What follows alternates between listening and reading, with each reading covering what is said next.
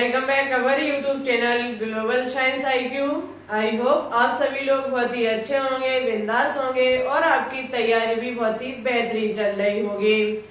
तो सबसे पहले हमारे सभी प्यारे प्यारे स्टूडेंट्स को गुड इवनिंग, राधे राधे, जय श्री कृष्णा, जय माता दी।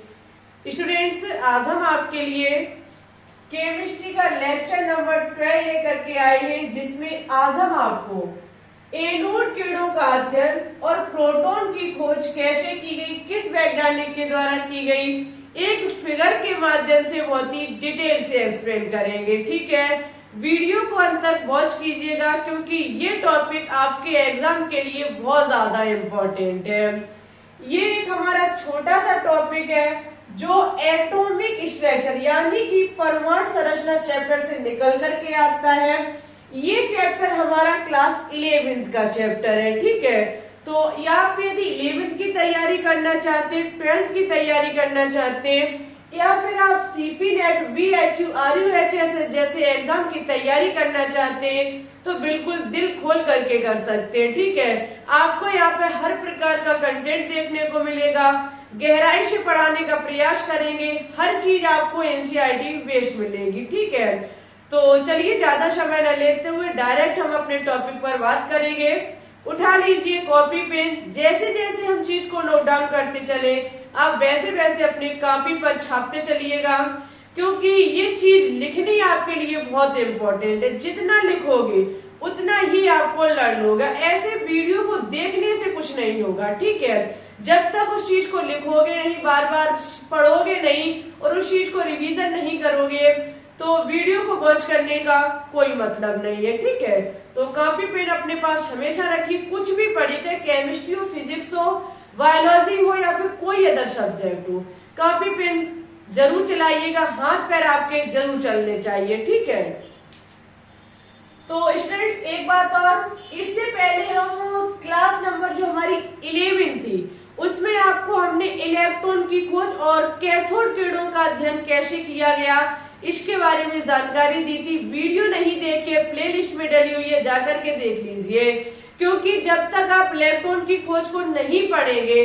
प्रोटॉन की खोज आपको समझ में नहीं आएगी। आपको पता है कि जो हमारा एटम होता है यानी कि जो हमारा परमाणु होता है वो 3 मूलभूत कणों से मिलकर के बना होता है। ठीक है, इसके 3 फंडामेंटल पार्टिकल होते हैं, प्रोटॉन, इलेक्ट्रॉन और न्यूट्रॉन। ठीक है, इलेक्ट्रॉन की डिस्कवरी कैसे हुई बहुत डिटेल से बता चुके हैं हम। आज हम बात करेंगे प्रोटॉन के बारे में और इसके बाद हम बात करेंगे न्यूट्रॉन के बारे में। देखो, जैसे इलेक्ट्रॉन की खोज हुई उसी प्रकार से प्रोटॉन की खोज की गई। ठीक है, उसी चीज को आगे लेकर के प्रोटॉन की खोज की गई, तो भाई आपको इलेक्ट्रॉन की खोज आना बहुत जरूरी है। ठीक है, तो चलिए अब हम बात करेंगे। आपको पता है कि इलेक्ट्रॉन की खोज करते समय विलियम्स क्रुक्स नामक एक वैज्ञानिक हुए थे जिन्होंने एक विसर्जन नली का प्रयोग किया था। ठीक है, जब उन्होंने विसर्जन नली का प्रयोग किया, अदर वैज्ञानिक आए, उन्होंने उसी विसर्जन नली का ट्रीटमेंट किया, लगातार उसमें प्रयास करते रहे और नई नई चीजों को खोजते रहे। ठीक है, ऐसे ही हमारे एक वैज्ञानिक आए जो कि हमारे रहे गोल्डस्टीन। गोल्डस्टीन नामक एक वैज्ञानिक आए जिन्होंने विलियम्स क्रुक्स द्वारा किया गया विसर्जन नली का प्रयोग आगे बढ़ाया। ठीक है, और उन्होंने उसमें नई चीज को देखा। कैसे देखा, तो देखो उसी चीज को आगे लेकर के हम बात करेंगे। सबसे पहले ये है हमारी विसर्जन नली। ठीक है, जो कि विलियम्स क्रुक्स द्वारा ली गई थी, लेकिन आगे अब काम कौन करने वाला है, गोल्डस्टीन। ठीक है, आगे काम करेंगे गोल्डस्टीन भाई साहब। उन्होंने क्या किया कि इस विसर्जन नली में जो उन्होंने विलियम्स क्रुक्स ने हमारा जो दाब रखा था वो 10⁻⁻² एटमॉस्फेयर था, लेकिन हमारे नए वैज्ञानिक हुए गोल्डस्टीन, उन्होंने इस विसर्जन नली का जो प्रेशर रखा है, जो दाब रखा है वो 10⁻, इन्होंने क्या रखा है, इसमें जो उन्होंने दाब रखा है वो 10⁻⁻1 एटमॉस्फेयर रखा है। ठीक है, यानी कि इस विसर्जन नली में उन्होंने क्या किया, निर्वात पंप की सहायता से सभी गैसों को बाहर निकाल लिया और उन्होंने क्या किया, इसका जो प्रेशर रखा वो 10⁻⁻⁻⁰ एटमॉस्फेयर रखा। ठीक है, उन्होंने एक काम किया, आपको पता है कैथोड सिरा एनोड सिरा लेना अनिवार्य है, ठीक है, क्योंकि इलेक्ट्रोड तो लेने ही पड़ेंगे, बिना इलेक्ट्रोड के विद्युत धारा प्रभावित नहीं होगी, विभवांतर उत्पन्न नहीं होगा। तो उन्होंने क्या किया, इधर साइड उन्होंने एनोड लिया। क्या लिया, एनोड लिया। बहुत ध्यान से समझिएगा डियर, इन्होंने क्या किया, एक साइड इन्होंने एनोड लिया, एनोड बोले तो प्लस सिरा, ठीक है, और उन्होंने क्या किया, बीच में कैथोड की एक जाली लगा दी। यहाँ पे स्पष्ट लिखा हुआ है कि सन 1886 में गोल्डस्टीन ने विसर्जन नलिका में छिद्रित कैथोड का प्रयोग किया। इन्होंने क्या किया, एक छिद्रित कैथोड ली। कैथोड बोले तो स्टूडेंट्स माइनस सिरा, ठीक है, कैथोड बोले तो माइनस सिरा, ये है हमारा कैथोड। क्या किया, गोल्डस्टीन ने एनोड सिरा लिया और उन्होंने एक छिद्रित कैथोड का प्रयोग किया। इतना प्रयोग करने के बाद उन्होंने क्या काम किया, वही सब कुछ उन्होंने विद्युत धारा प्रभावित की, यानी कि उनका जो यहाँ पर विद्युत धारा ली गई है वो कितनी है, वो हमारी 10,000 वोल्ट है। 10,000 वोल्ट यानी कि बहुत भयंकर इन्होंने यहाँ पर क्या किया, विद्युत धारा का प्रभाव किया। एक विसर्जन नली ली, निर्वात पंप की सहायता से इसका दाब रखा 10⁻⁻⁻1 एटमॉस्फेयर। उसके बाद इन्होंने एनोड सिरा लिया और एक साइड इन्होंने छिद्रित कैथोड का प्रयोग किया। छिद्रित कैथोड का प्रयोग करके इन्होंने 10,000 वोल्ट का विभवांतर उत्पन्न किया। जैसे इन्होंने विभवांतर उत्पन्न किया तो एक चीज आपको पता है कि यदि विभवांतर उत्पन्न होगा तो कैथोड सिरे से क्या निकलेंगे, इलेक्ट्रॉन निकलेंगे। ये हम पहले ही बता चुके। यहाँ से स्टूडेंट्स कैथोड किरणें स्टार्ट हुई निकलनी, कैथोड सिरे से कैथोड किरणें निकलनी स्टार्ट हुई और कैथोड किरणों को नाम किसका दिया गया था, कैथोड किरणों को नाम इलेक्ट्रॉन का दिया गया था। ठीक है, कैथोड किरणों को जो नाम दिया गया था वो नाम दिया गया था इलेक्ट्रॉन को। लेकिन गोल्डस्टीन ने कुछ नया ही देखा। उन्होंने देखा कि कैथोड से किरणें निकल रही हैं जो एनोड की तरफ आ रही है, लेकिन कुछ ऐसी किरणें उन्होंने देखी कि जो एनोड से निकल रही हैं और इस छिद्रित कैथोड को पार करके आगे निकलती चली जा रही हैं। उन्होंने देखा कि छिद्रित कैथोड से होती हुई कुछ किरणें यहाँ से निकल रही हैं। अब उन्होंने ऐसा कैसे जाना, तो वही बात इन्होंने इधर साइड लिया था ZnS, यानी कि प्रतिदीप्त पदार्थ, जो कि हमारा जिंक सल्फाइड था। जिंक सल्फाइड जो हमारा प्रतिदीप्त पदार्थ होता है जिस पर चमक उत्पन्न होती है। ठीक है, उन्होंने इधर साइड भी जिंक सल्फेट लिया और उन्होंने इधर साइड भी जिंक सल्फेट लिया। तो उन्होंने देखा कि कैथोड से तो किरणें निकल ही रही है, जिन्हें इलेक्ट्रॉन का नाम पहले दे चुके हैं जे थॉमसन भाई साहब। लेकिन गोल्डस्टीन ने देखा कि कुछ किरणें एनोड से भी निकल रही हैं और ये एनोड से निकलने वाली किरणें इस छिद्रित कैथोड को पार करके आगे निकल जाती हैं, जिन किरणों को आगे चल करके प्रोटॉन का नाम दिया गया। इन्हीं किरणों को प्रोटॉन का नाम दिया गया। वैज्ञानिक रहे हमारे रदरफोर्ड भाई साहब। तभी एक पॉइंट हमेशा एग्जाम में पूछा जाता है कि बताइए निम्न में से प्रोटॉन की खोज किसने की, गोल्डस्टीन ने या फिर रदरफोर्ड ने, ए बी दोनों, या फिर इनमें से कोई नहीं। ए बी बहुत कम दिया जाता है, वहां पर कोई अदर नेम दिया जा सकता है। ठीक है, तो विशेष ध्यान रखिएगा, यदि आपको गोल्डस्टीन और रदरफोर्ड पेपर में दोनों नजर आए तो हमेशा टिक करके गोल्डस्टीन पर आओगे। क्यों? क्योंकि गोल्डस्टीन यदि अपना मत न रखते, अपनी बात को न रखते, विसर्जन नलिका को लेकर के प्रयोग न करते, किरणें उत्पन्न न होती, तो भाई रदरफोर्ड भाई साहब कैसे उनको प्रोटॉन का नाम दे पाते। तो मेन मुखिया तो यही हुए, लेकिन अधिकांशतः एग्जाम में गोल्डस्टीन नहीं दिया जाता है। बाई चांस फंसाने के लिए दिया जा सकता है।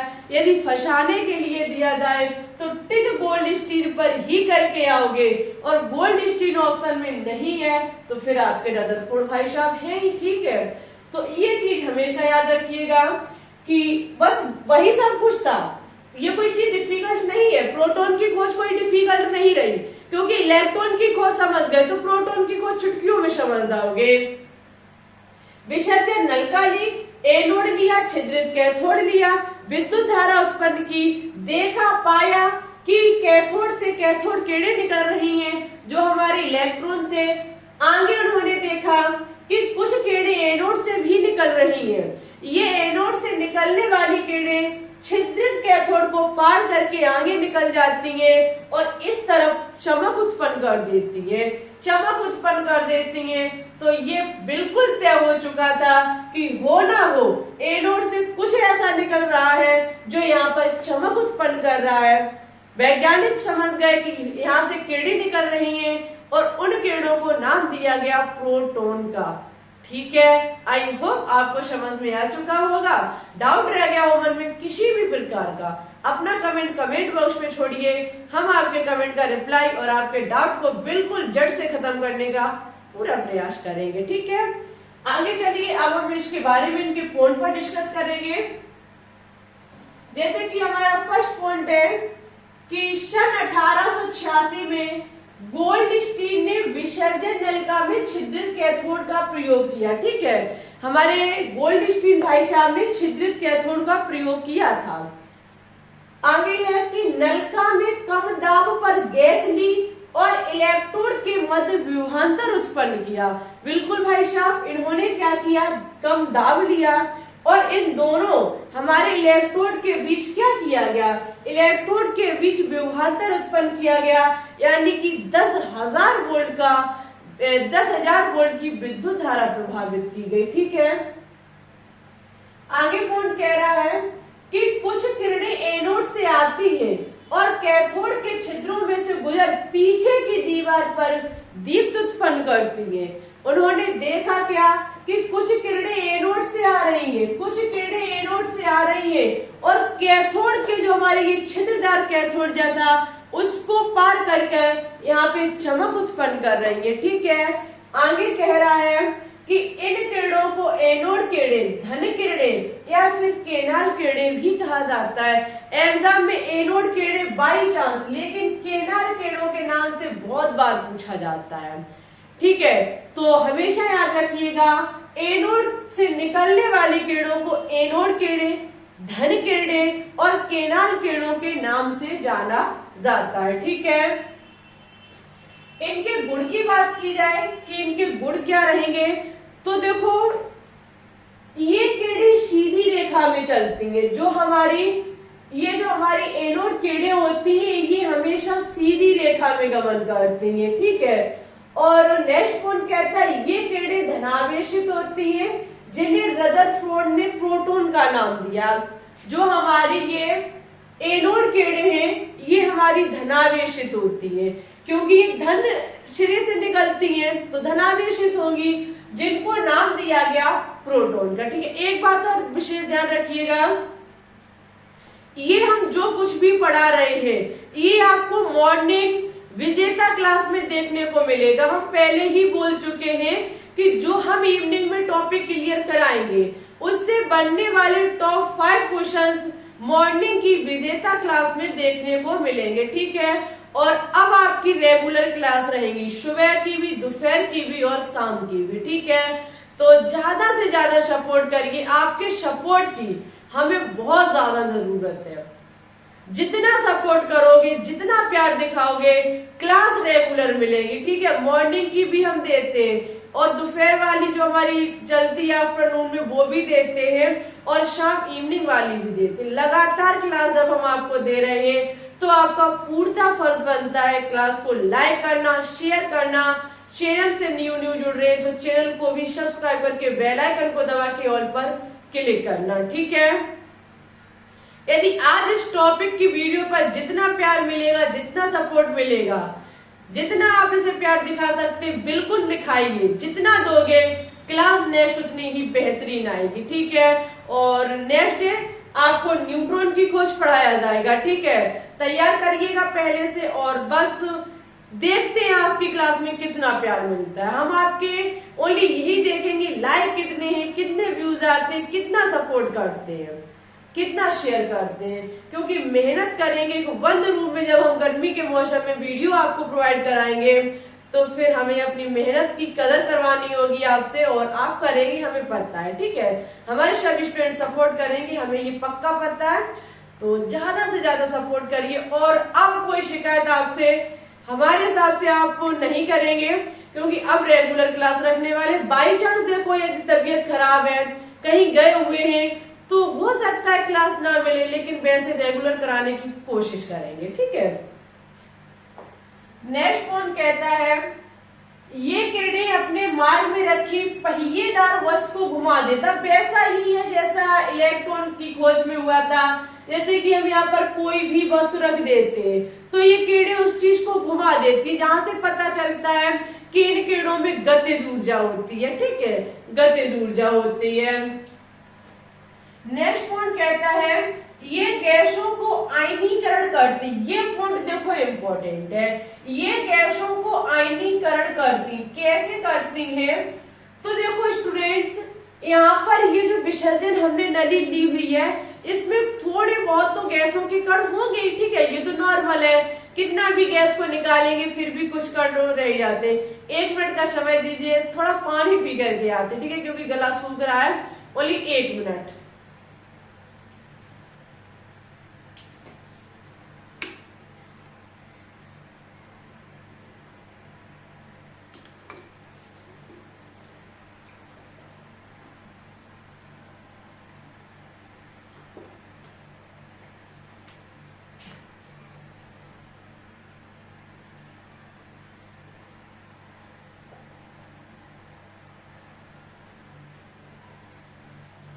हाँ जी, ये गैसों को आयनीकरण करती। कैसे करती हैं?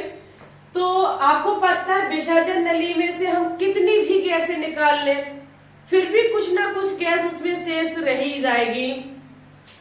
तो देखो इसमें होता क्या है कि जैसे ही हम इसमें विद्युत धारा का प्रभाव करते हैं, वैसे ही कैथोड से निकलने वाली ये किरणें, कैथोड से निकलने वाली किरणें, यहाँ पे ये जो हमारे पार्टिकल गैस के घूम रहे हैं, यानी कि गैस के कण जो इस नली में घूम रहे हैं, उनको भी उत्तेजित करेगी। ये इलेक्ट्रॉन है, ये क्या करेंगे? पार्टिकल में क्या करेंगे? पार्टिकल को भी ये कहने का मतलब टॉर्चर करेंगे। और ये क्या करेंगे? ये पार्टिकल में उपस्थित इलेक्ट्रॉन को अपने साथ ले चली जाएंगी। और यहाँ पर क्या बचेगा? यहाँ पर स्टूडेंट्स क्या बचेगा? ये क्या होंगी? ये किरणें जो होंगी वो हमारी कैसी हो जाएंगी? धनावेशित होंगी। जब ये पार्टिकल से इलेक्ट्रॉन निकल जाएंगे तो ये कैसे बच जाएंगे? धनावेशित, यानी कि आयनीकरण भी करती है। ऋणावेशित थे उसे कैसे हो गए? धनावेशित हो गए, ठीक है। तो ये किरणें ये गैसों को आयनीकरण भी करती हैं। नेक्स्ट है कि प्रोटॉन की खोज किसने की? तो देखो प्रोटॉन की खोज जो है वो रदरफोर्ड भाई साहब के द्वारा सन 1919 ईस्वी में की गई थी, ठीक है। सन 1919 ईस्वी में रदरफोर्ड भाई साहब के द्वारा किसकी खोज की गई? प्रोटॉन की खोज की गई। अब इससे कुछ 2-4 इंपॉर्टेंट क्वेश्चन और लिख लीजिए। जैसे कि प्रोटॉन पर आवेश कितना होता है?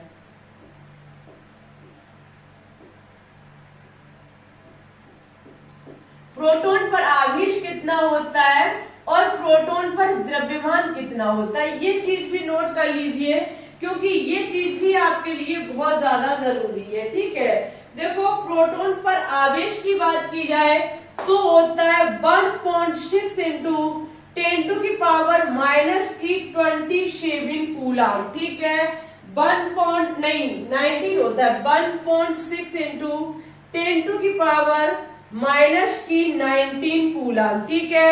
ये हमारे प्रोटॉन पर क्या होता है? ये हमारे प्रोटॉन पर आवेश होता है, ठीक है। जबकि इसके द्रव्यमान की बात की जाए तो इस पर द्रव्यमान 1.6 इंटू 10⁻⁻27 होता है, ठीक है।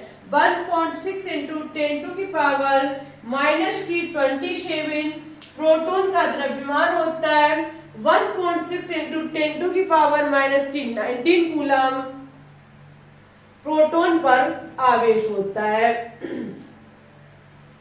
उम्मीद है कि एनोड किरणों की खोज कैसे हुई, प्रोटॉन की खोज कैसे हुई, इसके बारे में आपको डिटेल से जानकारी और अच्छे से प्राप्त हो चुकी होगी। अब देखो, आप ये कहना चाहते होंगे कि 1 घंटे की क्लास लाइए, तो देखो एक टॉपिक को ही तो हम खत्म करेंगे एक दिन में, ऐसा तो नहीं है कि एक क्लास में हम 4 टॉपिक को खत्म कर दें, तो इससे थंबनेल भी हमारा नहीं क्लियर होगा और आपका कंटेंट भी क्लियर नहीं होगा। ठीक है, वीडियो छोटी हो या बड़ी हो, टॉपिक एक ही फिनिश कराया जाएगा और हर टॉपिक डिटेल से कराया जाएगा, एक्सप्लेन करते हुए हम चलेंगे।